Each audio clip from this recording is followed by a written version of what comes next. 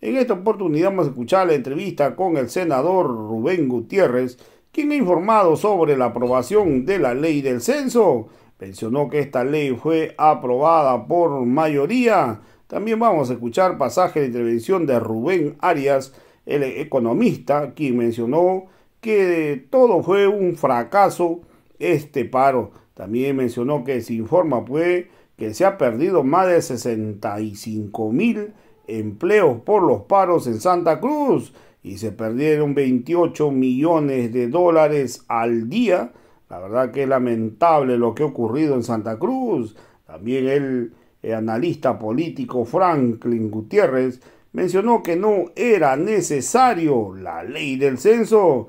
Es lo peor que le pudo haber pasado a Bolivia. Ha dicho que el paro fue un fracaso y para tapar su fracaso buscaron de sacar una ley del censo. Ahora la pregunta es que si el presidente Luis Arce Catacora firmará o no esta ley. También el abogado, pues vamos a escuchar al abogado de los detenidos, de los 4 detenidos investigados por la quema del local de la Federación de Campesinos.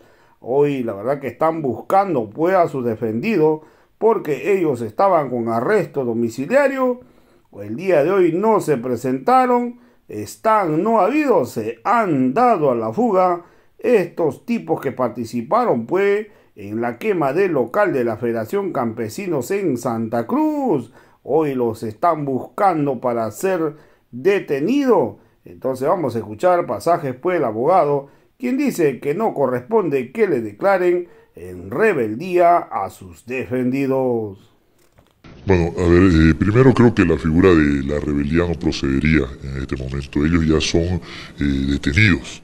La figura de la rebeldía se da cuando las personas que están llamadas por la autoridad no son encontradas. En este caso lo que procede únicamente es la búsqueda y captura, en todo caso, si no están en sus domicilios, con los mandamientos de detención, pero la rebeldía es una figura que no procede en este momento. Evidentemente he tenido conocimiento por las redes sociales, además por los medios de prensa, de que los 4 detenidos no han podido ser habidos por el Ministerio Público y por la autoridad policial. Sin embargo, lo que corresponde ahora es justamente dar con sus paraderos, es lo correcto, ¿no? No hemos tenido contacto con ellos, sí con la familia el día de ayer, justamente en la casa del doctor Rómulo Calvo, cuando ellos estaban pidiendo que no se los abandone, que sigamos con la defensa, y se les ha dado la respuesta que ellos necesitaban. El día de mañana se va a llevar a cabo una audiencia de acción de libertad para los 4 jóvenes que se les revocó sus medidas cautelares el día viernes, y esperemos que la autoridad constituida en Tribunal Constitucional pues pueda hacer el trabajo que no hizo el vocal que conoció la apelación. Lo más aconsejable, o sea, lo que corresponde es que ellos se presenten y se pongan a disposición del Ministerio Público, y en este caso más que al Ministerio Público, de la policía, para que puedan cumplir su detención mientras los abogados seguimos haciendo el trabajo para defenderlos.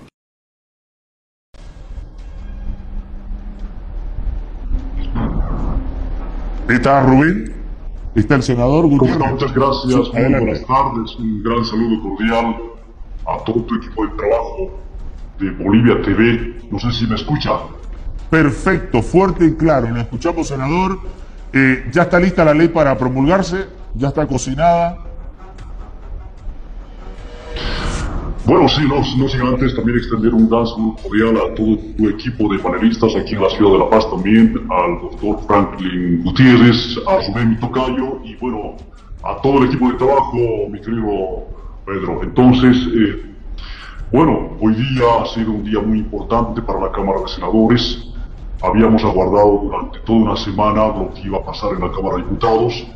Finalmente, después de 5 días de trabajo, el día de ayer nos han remitido a la Cámara de Senadores, a Presidencia, el proyecto de ley que han trabajado en diputados, y nosotros, a través de una convocatoria pública como Senado Nacional, a través de la Presidencia, para hoy en la mañana, a horas 8:30 de la mañana, estaba prevista la plenaria de la Cámara de Senadores, y en esta instancia, en el primer punto, tiene que ver con la lectura de correspondencia. Ahí estaba ya lo que es el proyecto de ley que nos había remitido, proyecto de ley de aplicación de los resultados del Censo Nacional de Población y Vivienda y su aplicación en lo referente a los recursos de coparticipación tributaria y a la reasignación de escaños. Consecuentemente, nosotros teníamos dos posibilidades, Pedro. La primera posibilidad jurídica procedimental, conforme al reglamento prevé, es que se hubiese remitido a la Comisión de Constitución del Senado Nacional. Y la segunda posibilidad, de acuerdo al reglamento, también era previsible la dispensación del trámite. Eso significa no remitir a la Comisión de Constitución del Senado, consecuentemente ingresar de manera inmediata al tratamiento del proyecto de ley en sus dos estaciones, en grande y en detalle. Eso es lo que sucedió. Nos dispensamos del trámite, simplificamos ese trámite de remisión a la Comisión de Constitución y obviamente para eso se requería cumplir dos requisitos estrictamente formales, Pedro. El primer requisito, que se plantea la solicitud acompañada de dos senadores o dos senadoras que puedan apoyar, y el segundo requisito, la votación de la mayoría absoluta que viabilice la dispensación de trámite de remisión. Eso sucedió, votamos nominalmente. En realidad ha sido una votación por signos, no nominal, pero aunque algunos han aplicado las dos formas, fundamentando, justificando, pero finalmente hemos aprobado la dispensación de trámite y luego hemos pasado de manera inmediata a debatir en grande y en detalle y hemos aprobado tanto en sus dos estaciones, con bastante debate, con bastante discusión, porque cada senador, cada senadora, casi el 100% de los senadores han usado la palabra en esta sesión plenaria, porque había una lista de oradores y obviamente el presidente de la Cámara de Senadores, respetando siempre la participación de cada uno de los senadores, les ha concedido la palabra y finalmente, después de fijar la posición, hemos ingresado a la votación y hemos aprobado, tanto en sus dos estaciones en grande y en detalle, la ley o el proyecto de ley ya está sancionada. Senador, ¿fue voto secreto? ¿Fue voto secreto o mano alzada? Votación por signo, Pedro, es decir, levantando la mano. Levantando la mano. O sea, uno sabe quién votó a favor y quién votó en contra. Absolutamente, absolutamente. Inclusive ya se notó eso en el debate mismo. 22 votos a favor de 36. Sí, con eso significa mayoría absoluta. 14 votaron no o se abstuvieron. Bueno, como ya ganó la mayoría, ya no se solicitó la votación para el rechazo, porque finalmente ya se hizo el cómputo de la aprobación con mayoría absoluta. Ya no se, reitero, ya no se ingresó a la votación para el rechazo, digamos, ya no se procedió de esa forma. ¿Los senadores de Santa Cruz votaron a favor? Todos, de cualquier partido. Sí, que yo lo sepa, si han votado. No he podido percatarme de cada uno de los senadores y de las senadoras, pero por lo menos Santa Cruz, tanto del oficialismo como de oposición, yo diría casi el 100% ha votado por esta norma. ¿Por qué no decir el 100%? Bien. ¿La estabilidad política le da estabilidad económica? Indudablemente que sí, ¿no? Es un factor fundamental para que puedan generarse las actividades productivas de un país, ¿no? Entonces es necesario que haya estabilidad política para que haya certidumbre para todos los actores económicos. Después de lo que pasó en los 36 días.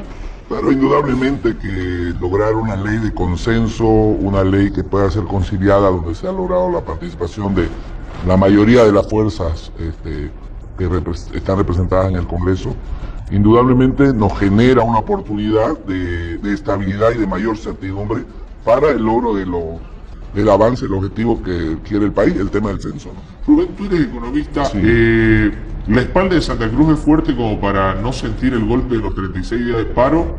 La espalda económica, digo, ¿o lo va a sentir nomás el garrotazo?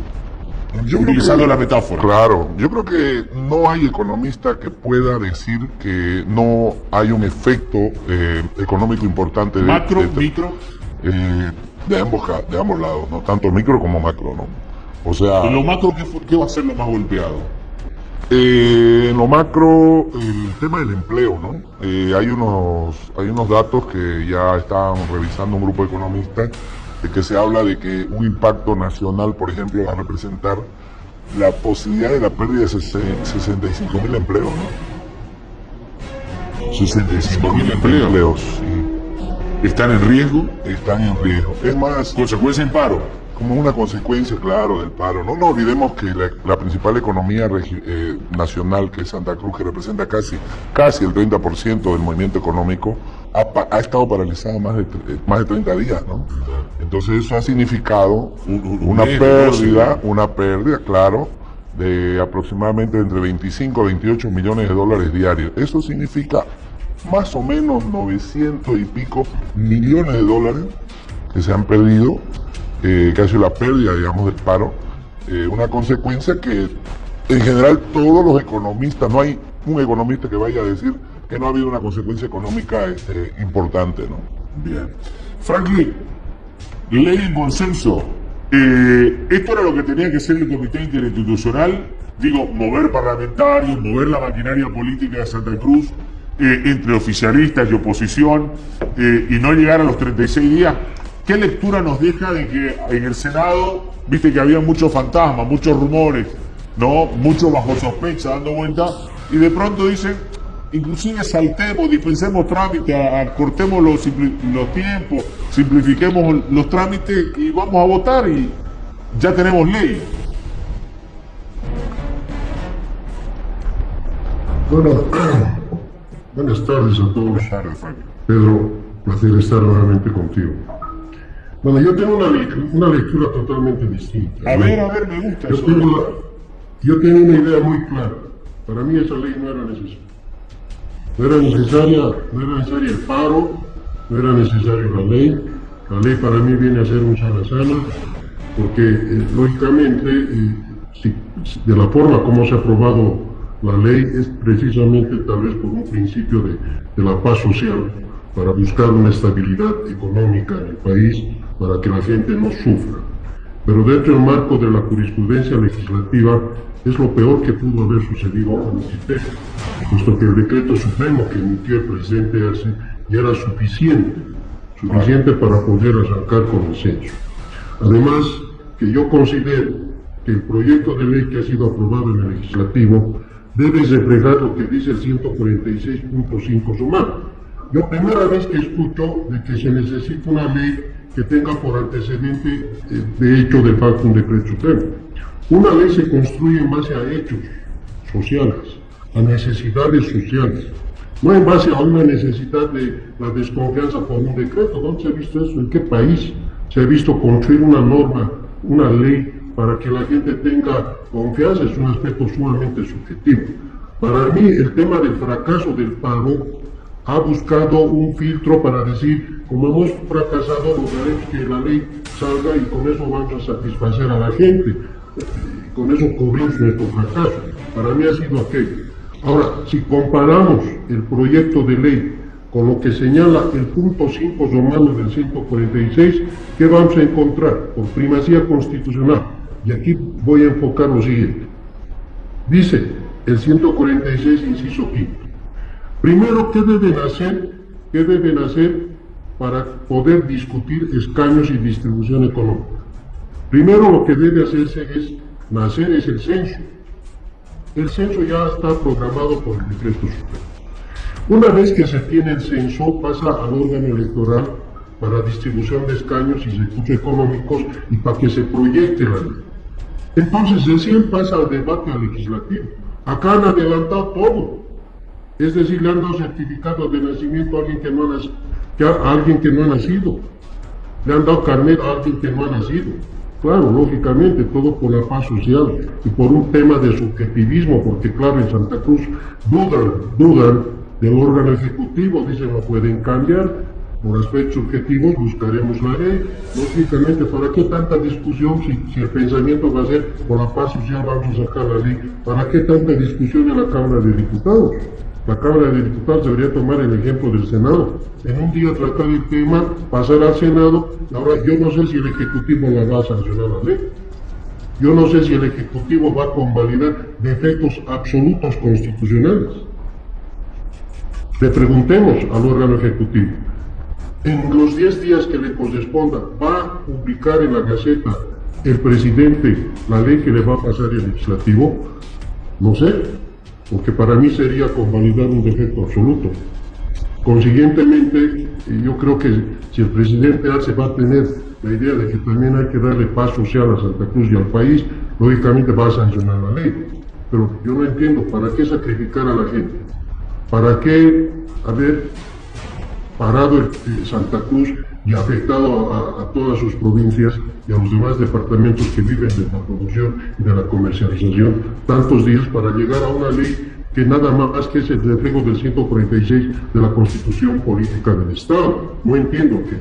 Y jamás he conocido de que una ley nace por sus subjetividades y para garantizar un decreto supremo. Bien. Esa es la idea que yo tengo, es la noción que tengo. No, está bien, está bien. Lo que digo es, el paro de 36 días, coincido con lo que dice Franklin, un fracaso. ¿Fracaso por qué? Pero no por el pueblo. No le echo la mochila pesada al pueblo. Fracaso porque en el primer día de paro, el día 22, ya se había avanzado todo esto. Se había dicho de que se iban a dar los recursos en 2024. Se quedaban una hora más debatiendo y charlando ahí en el Diprecom, el Conaltec, y seguramente el Fernando Camacho salía con otro resultado. Pero el tipo agarró, se levantó y se fue. Porque todos entendimos que eran otras las intencionalidades que había. Había mucha virulencia, estaba muy violento el ambiente. Ahora, ¿cuándo se terminó todo? Cuando el presidente salió esa noche y dio el decreto. Ahí fue la segunda vez que se debió terminar el paro. Pero ya yo no sé por qué se fue estirando, hasta la gente se preguntaba ¿por qué seguimos? Y la explicación era que la ley. Se aprueba en diputados la ley, se levanta el paro, la ley se aprueba en Senado, se va a ser promulgada, lo más que seguro, y uno se pregunta, ¿y el paro? ¿Era necesario el sacrificio? ¿Cuáles van a ser las consecuencias en la sociedad, Juan Carlos, en la mente de la gente? Bien, vecino contra vecino era. Mire, buenas tardes a todos los panelistas de La Paz y nuestros senadores y bueno, a todos ustedes. Gracias por la invitación, Pedro.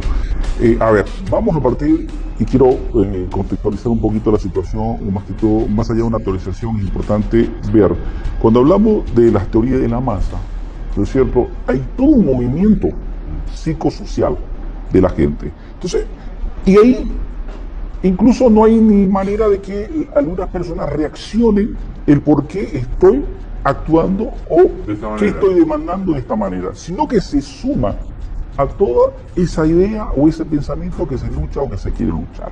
Ahora bien, cuando hablamos de qué es lo que interviene acá, son emociones y qué es lo que vienen a ser las emociones también acá. Tiene que ver mucho con qué elementos fisiológicos, que tiene que ver con factores que tiene que determinarse desde el punto de vista externo e interno. Entonces, ¿qué es lo que va a ocurrir aquí? Reaccionan unos contra otros. Es decir, el vecino contra el otro vecino. Y ya no voy a hablar el tema de color político, porque aquí lo que eran, lo que no eran, incluso gente que no estaban de un bando y de otro también. Y después te van a invitar al barrio, a la plaza del barrio, una kermés, y se va a topar el que te bloqueaba la salida y el que te pinchaba la llanta. ¿Y qué es lo que va a crear ahí? Rabia, resentimiento, enojo, y sobre todo ahí vemos que estas emociones, estos sentimientos, es decir, hay impulsividad, agresividad, hostilidad que no ha podido manejar la población, que no ha podido manejar la gente, sino que esto ha sido cada vez más y se ha tener consecuencias en la buena vecindad, va a tener consecuencias. Claro. Yo te digo una cosa, mira, el ejemplo claro. El tipo se va a subir al micro. Yo veo a mucha gente ahora sentada en el micro, tranquila, y varias de esas personas que están sentadas en el micro, más de uno ha amenazado con un palo un micrero. Por aquí no pasás, o te pincho la llanta. Pero ahora están en el micro, lo que tú decías, ¿no? Dentro de la masa hay una conducta diferenciada que cuando estás en lo individual se actúa mucho por emociones y va a tener consecuencias seguro. Tengo que ir a una pausa. Rubén.